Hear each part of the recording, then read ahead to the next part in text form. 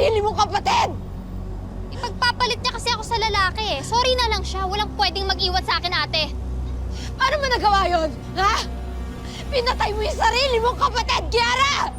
Ayoko sa mga taong walang isang salita. Tulad mo. Diba ate, nag-promise ka sa akin? Sabi mo, alagaan mo ko at mamahalin mo ko, pero anong nangyari, ha? Dahil manloloko ka! Unang-una, hindi kita kaano-ano. Pangalawa, kriminal ka! Yun ba talaga tingin mo sa akin, ate? O sige! Papanindigan ko!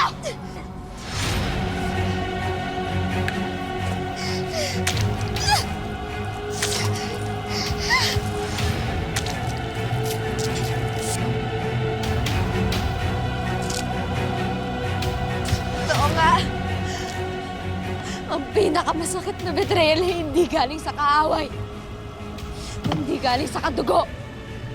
Lalo na sa nagpapanggap na kadugo! Hindi pa huli ang lahat, ate. Maayos pa natin to, ikaw at ako. Kung kakalimutan lang natin lahat na nangyari, pwede pang mabuo yung pamilya natin.